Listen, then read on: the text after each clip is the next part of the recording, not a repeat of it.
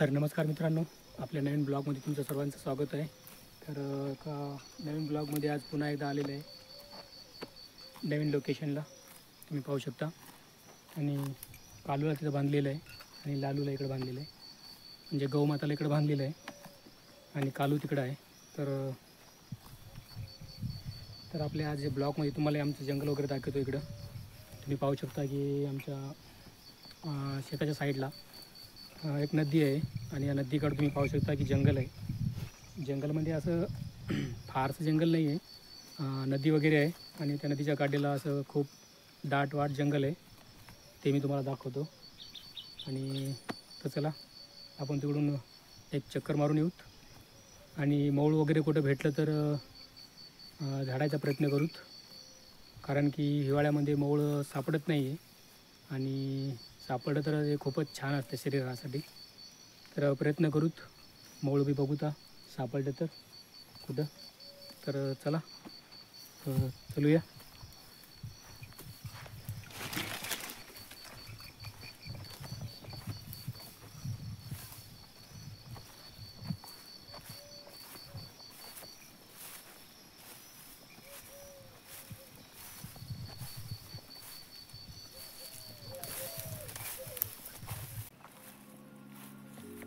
काटे वगैरे खूपच आहेत, तर हळू जावं लागेल आपल्याला.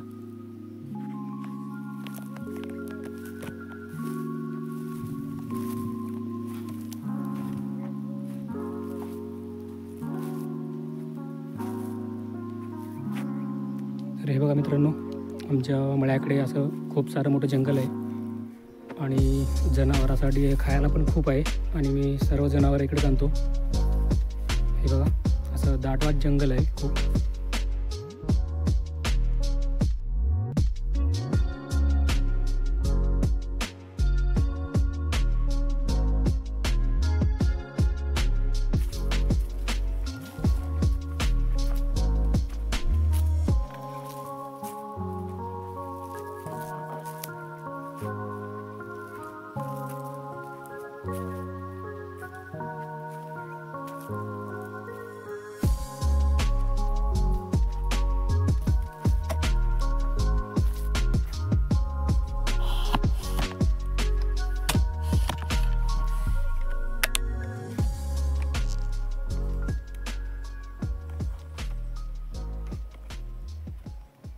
मित्रांनो, तुम्ही पाहू शकता इकडं समोर आता रस्ता बंद आहे आणि इकडं काटे वगैरे खूप, जे आमच्या गावाकडचे जे लेडीज जे येतात ते सर्व काटे वगैरे लाकडं वगैरे घेऊन जातात आणि सर्व काटे करतात.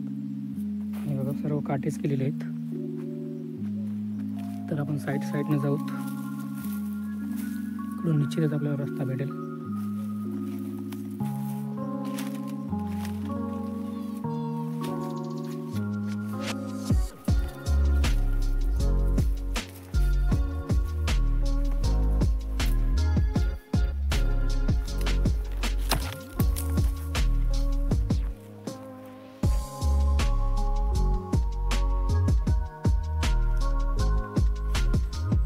मित्रांनो, कसं आहे माहिती आहे का, त्या इकडच्या म्हणजे नदीकाठी खूप दाट झाडी असल्यामुळे काय होते, इकडं रानडुकरं वगैरे खूप जास्त असतात आणि डुकराचा पण जास्त इकडं प्रभाव आहे. म्हणजे इकडे या साईडला डुकरं खूप जास्त असतात आणि ते दिवसाचं नसतं, पण रात्रच्या जंग म्हणजे ते नदीच्या काठी आणि त्याच्या झाडी वगैरे याच्यामधून बाहेर निघतात. हे दाट जंगल.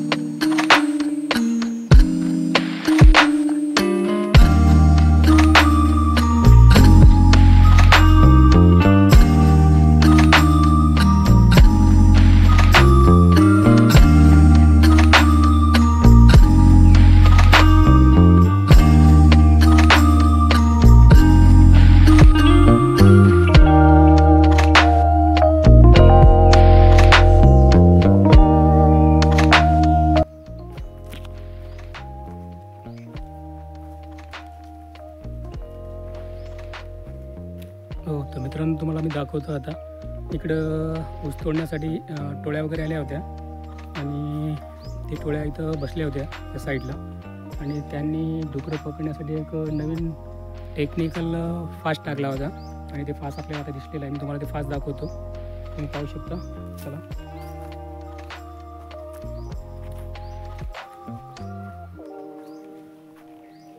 तर मित्रांनो, हा तर हे बघा, हे फास्ट टाकलेलं आहे डुकरांसाठी आणि हे फास्ट कसं काम करतं हे काय माहीत नाही आपल्याला, कारण मी फर्स्ट टाईमच बघतो. तर हा डुकरांसाठी टाकलेला फास आहे. कदाचित या ठिकाणी ऊस वगैरे तोडू लागले आणि ते तोडणारी माणसं जे असतात ना ते याला पकडत होते काही आणि त्यांनी हे फास्ट टाकून ठेवलेलं आहे. हे बघा कसं फास्ट टाकलेलं आहे, मी तुम्हाला दाखवत होता. तर हा बघा मित्रांनो, एक मोठा दगड ठेवलेला आहे समोर आणि इकडे एक दगड आहे आणि लाकडाचा गुच्छ वगैरे केलेला आहे आणि इकडे बाजूला एक लाकूड आहे. पण हे कसं काम करते काय माहीत नाही. कदाचित या झाडाला वर बांधला असेल कुठंतरी वरच्या साईडला. इथं ज्या वेळेस ते डुक्कर इथून जातो तर हे त्याच्या अंगावर पडू शकतो. हे बघा, तर हे बघा, हे फास आहे आणि निश्चित हे डुकरासाठीच फास्ट टाकलेलं असेल त्यांनी. हे बघा,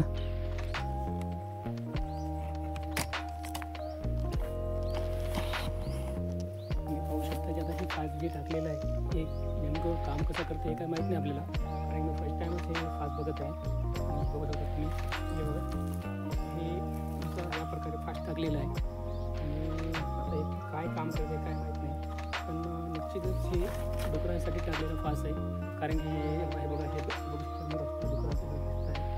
जेव्हा रानडुकर वगैरे पाणी पिऊन नदीतून बाहेर निघतात ना तर त्यावेळेस अशी पळत येतात आणि इथून हे फास्ट वगैरे जर अडकलं तर या फासातून पडू शकत मध्ये. हे बघू शकता तुम्ही, हे पूर्ण फास्ट टाकलेलं आहे. तर मित्रांनो, तुमच्याकडे असे फास्ट टाकतात काय नक्की कमेंटमध्ये मला सांगा. तर चला समोर जाऊया, बघू आणखी काही.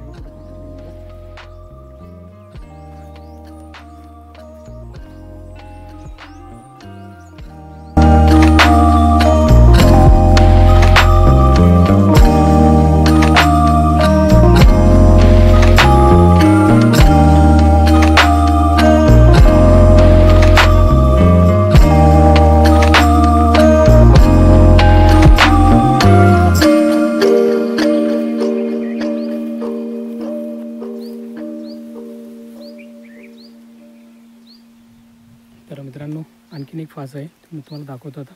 ते बघा, तिकडे त्या साईडला एक फास्ट टाकलेलं आहे आणि मेन हे फास जे वगैरे हे फास जे आहे ना एकदम नदीच्या मध्ये आहे त्या साईडला आणि मध्ये टाकलेलं आहे. कारण की ज्या ठिकाणी पाणी वगैरे पिऊन नदीमध्ये उतरतात डुकरं, तर त्या एका रस्त्यामध्ये टाकलेला फास आहे. तर तुम्हाला मी दाखवतो आता त्या साईडला. तर बघा, तिकडे दिसते का तुम्हाला, तर तिथे टाकलेला एक फास आहे. तुम्हाला मी झूम करून दाखवतो आता. ते बघा मित्रांनो, त्या ठिकाणी एक फास आहे. म्हणजे हे फक्त डुकरांसाठीच फास्ट टाकलेली आहे इथं. हे बघा तुम्ही, मला झूम करून दाखवतो बघा तिथं.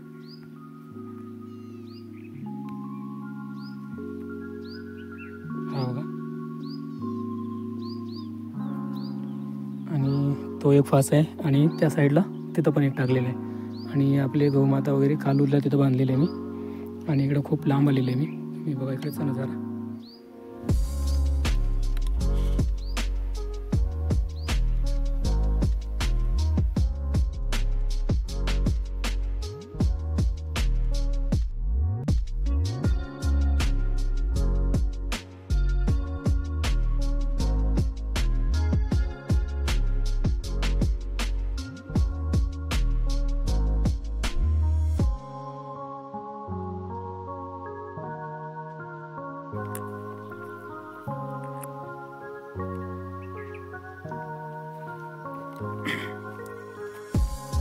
तर मित्रांनो, आपण खूप दूर गेलो होतो, मोळ वगैरे काही दिसलं नाही आपल्याला आणि जंगलामध्ये कुठंच मोळ वगैरे काही नाही आहे. आणि हे बघा, पाहू इथं आमच्या इकडे खूप सारे मोर आहेत आणि मोराचे पक्का बघू शकता तुम्ही, छोटे छोटे, आणि इकडं खेळतात. म्हणजे हा पूर्ण इलाका ते मोरांचा आहे. या साईडला मोर आणि लांडोरण्या वगैरे सर्व राहतात. हे पूर्ण इलाका त्यांचाच आहे आणि या साईडला ते खेळतात. तर चला आता आपण वापस जाऊया, कारण की आता मला खूप तहान पण खूप लागलेली आहे. आणि मी सोबत पाणी वगैरे काहीच आणलेलं नाही आहे आणि खूप लांब आणल्यामुळं तुम्हाला तहान लागलेली आहे. तर चला आता जाऊत वापस.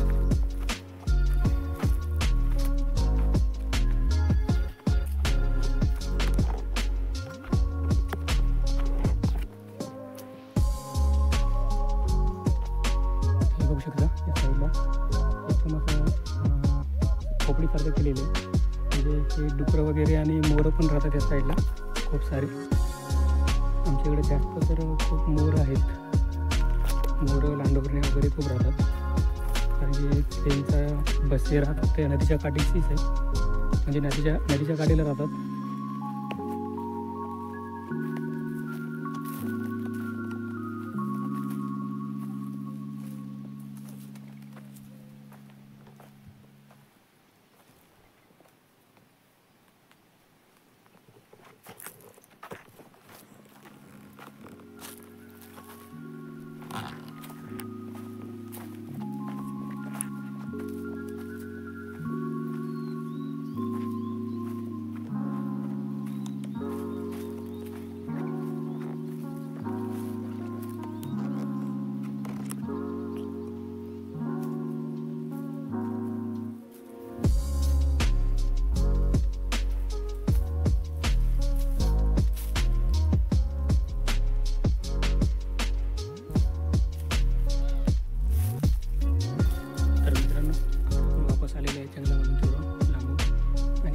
जाता जाता एक लहानपणीची आठवण आलेली आहे, कारण की लहानपणी जे आपण पेटारीमधून गजू काढत होतो, त्याला आमच्याकडे गजूकी म्हणतात, तुमच्याकडे काय म्हणतात ते माहीत नाही. कमेंटमध्ये तुम्हाला नक्की मला कळवा, मी तुम्हाला दाखवतो ते. तर असे छोटे छोटे गोटी, आपण जे गोटे करतो ना त्या टाईपमध्ये गजूके होते आणि ते आम्ही लहानपणी खेळत गेलो. आता जाता जाता सगळं मला ते दिसलेले आहेत आणि तुम्हाला मी दाखवतो ते.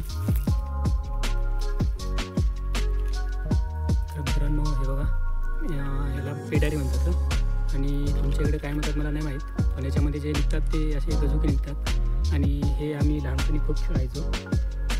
किती बी लांब असो की काठड्यामध्ये असो, किती कुठं बी जंगलामध्ये असो, आम्ही सर्व मित्र जाऊन ते आणायचो आणि गावामध्ये शाळा वगैरे सुटल्यावर सुट्टीच्या दिवशी ते आम्ही खेळायचं. तर हे बघा ते याच्यामध्ये असतो आणि याच्यामध्ये तुम्हाला दाखवतो मी काढून. आता याला पेटारी म्हणतात आणि याला खूप काटे वगैरे खूप असतात बरं. आणि हे बघा याच्यामध्ये असतो हे बघा. तर अशा प्रकारे गजू असतात, म्हणजे त्याला गजूके म्हणतात. तुमच्याकडे काय म्हणतात मला माहीत नाही, कमेंटमध्ये नक्की तुम्ही कळवा. हे बघा, तर अशा प्रकारे तर नक्की कळवा तुम्हाला तुमच्याकडे या गजूकेला काय म्हणतात. आणि तर चला, आता मला खूप तहान पण लागलेली आहे. तर आता नदीमध्ये तर पाणी आहे, पण ते पाणी पिण्याच्या योग्य नाही आहे, कारण की ओपन असल्यामुळे पाणी पिऊ शकत नाही ते मी. तर आपल्याकडे पर्याय आहे, तुम्हाला दाखवतो होता तिथे गेल्यावर. तर चला ठीक आहे, तर आता निघू.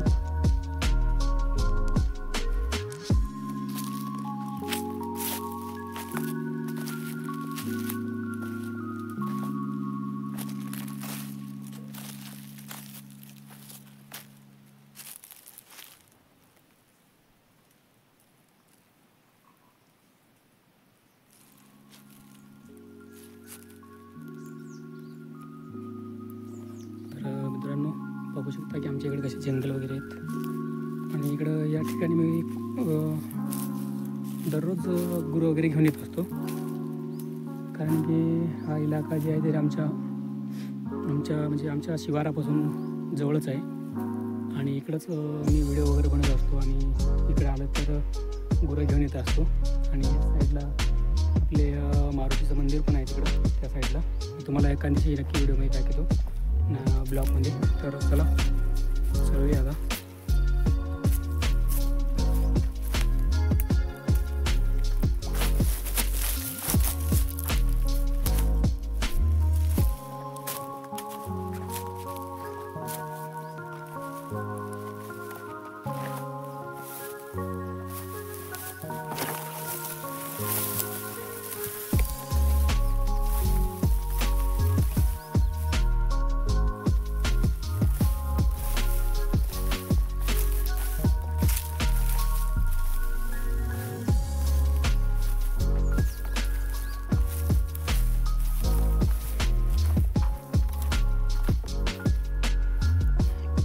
फायनली मित्रांनो मी तिकडे जाऊन आलेलो आहे आणि आपली गौमाता पण त्याच ठिकाणी आहे. आणि तुम्हाला दुसरं दाखवतो. आपली गौमाता त्या ठिकाणी बांधलेली आहे. तिनं खाते तिथं पण गेलेली आहे. आणि दुसरं म्हणजे कालू त्या जागी नाही आहे. कालू जाऊन बसलेले पाण्यामध्ये, पाणी वगैरे तिने पिलेलं आहे आणि आता ती जाऊन पाण्यामध्ये बसलेली आहे. तिकडं पाण्यामध्ये खेळते बघा. ठीक आहे, ती तिकडं पाण्यामध्ये खेळते चिखलामध्ये, कारण की म्हशीला चिखलामध्ये पाण्यामध्ये बसण्यासाठी खूप आवडतं आणि ते चिखलामध्ये पाण्यामध्ये खेळत बसतात. ते बघा उठली आता, हे बघा तिने पाणी वगैरे पिलेच असेल. आपली गौमाता तिकडे खात आहे. तर आपल्याला लागलेली आहे तहान. तर आता चला तर आपण पाण्याची काहीतरी सोय करू.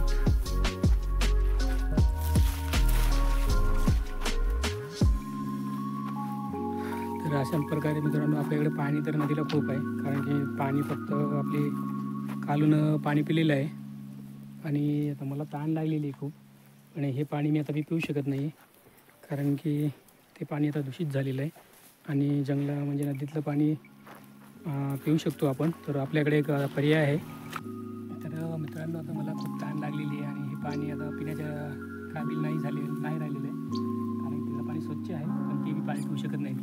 तर आपल्याकडे एक पर्याय आहे. इथं मी आता एक खड्डा करणार आहे आणि त्या खड्ड्यामध्ये पाणी लागतो आणि पाणी लागल्याच्या नंतर ते पाणी मी पिऊ शकेल आणि ते पाणी स्वच्छ असते. तर चला बघू.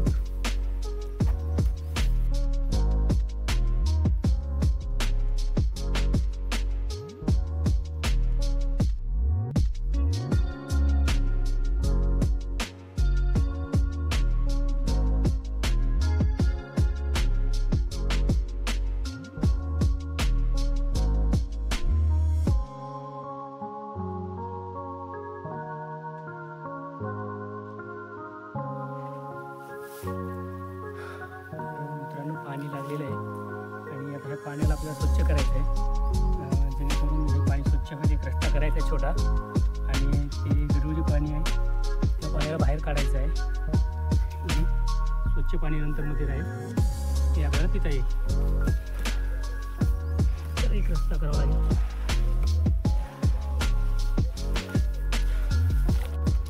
तर हे बघा मित्रांनो, आपला हे खड्डा आपण अगोदर केला होता नितळ पाण्याचा.